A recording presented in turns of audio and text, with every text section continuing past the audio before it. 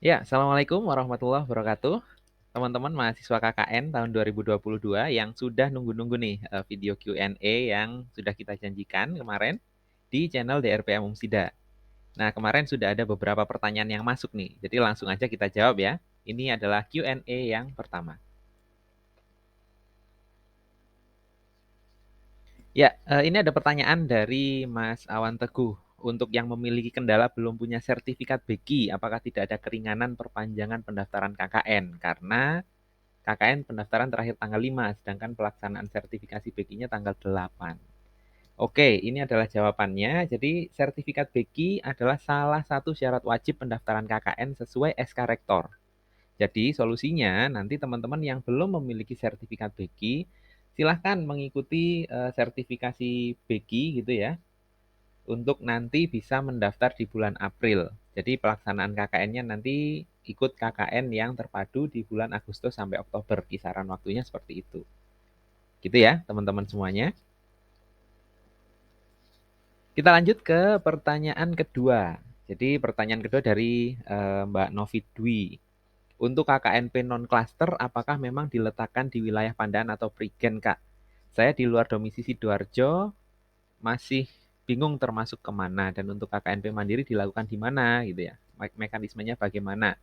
Oke, jawaban yang pertama benar sekali. Untuk KKN pencerahan skema non-cluster, pelaksanaannya memang di wilayah Pandaan atau Prigen dengan model live-in atau hidup atau tinggal bersama masyarakat di sana. Nanti ada model posko, jadi kita kembali seperti model KKN sebelum pandemi. Nginep di sana gitu ya, ada 1-2 rumah untuk ditinggali teman-teman KKN dan hidup di sana selama 1 bulan. Kemudian jawaban yang kedua.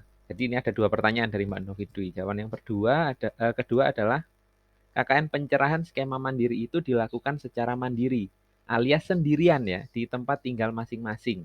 Jadi memang KKN mandiri ini dikhususkan untuk teman-teman yang berada di luar Sidoarjo dan Ring 1 Sidoarjo. Apa itu Ring 1 Sidoarjo? Setelah ini ada pembahasannya gitu ya.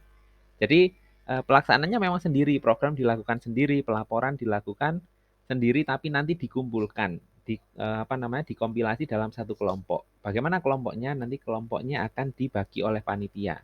Kelompok ini fungsinya untuk konsultasi dan pelaporan. Tapi untuk pelaksanaan nanti teman-teman melakukannya sendirian, jadi mandiri gitu ya. Ya, kita lanjut ke pertanyaan berikutnya. Pertanyaan berikutnya ada 2 nih, jadi mirip-mirip dari Mbak Della Swastika Nuraini dan Mbak Rosulita Tristianti.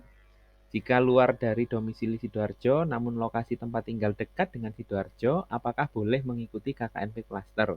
Kemudian, apa boleh domisili luar SDA ikut yang KKNP Cluster? Nah, sepertinya teman-teman masih banyak nih yang bingung dengan skema KKN Cluster, non-cluster, dan mandiri gitu ya. Jadi, kita bahas lagi di slide berikutnya. Nah, ini. Jadi KKN kita yang KKN pencerahan ini dibagi menjadi 3 skema. Jadi yang pertama adalah KKN cluster, kemudian yang kedua adalah KKN non cluster, dan yang ketiga adalah KKN mandiri. Nah, kita bahas dulu yang cluster.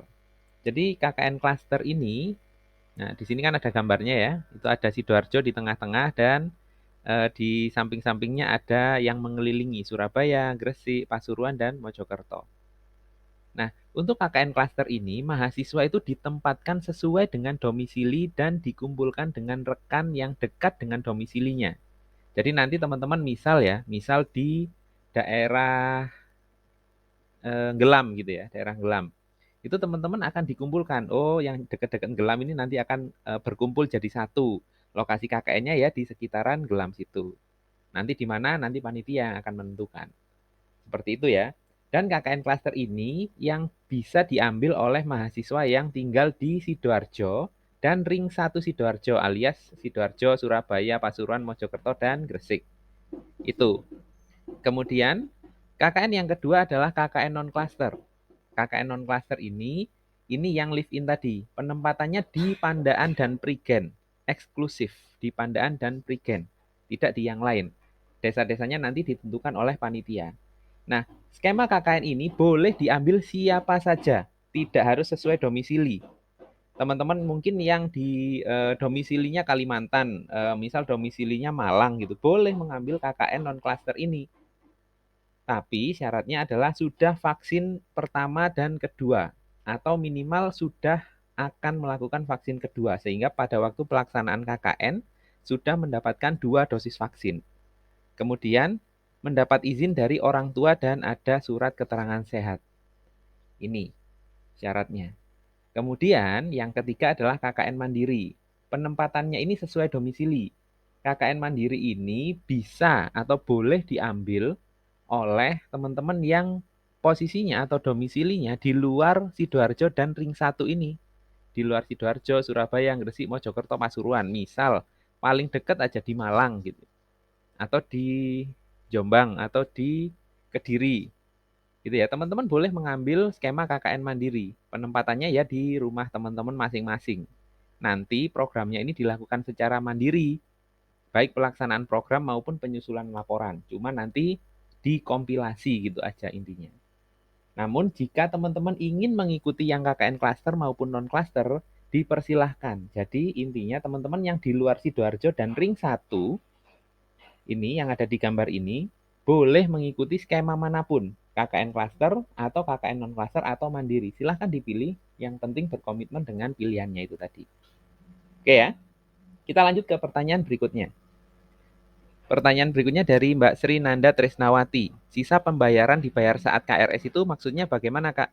Oke, jadi biaya pelaksanaan KKN per mahasiswa itu sebenarnya lebih dari Rp550.000.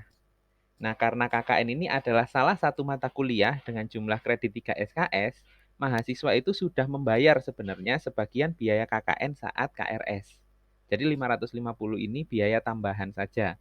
Teman-teman sudah membayar, bagi yang sudah membayar SPP ya, itu sudah dibayarkan saat memprogram mata kuliah KKN ini. Seperti itu. Kemudian pertanyaan berikutnya adalah dari Mas Alif Akbar. Apa saat KKN kita diberi dana bantuan untuk menyelenggarakan kegiatan oleh UMSIDA? Oke, jawabannya tentu saja.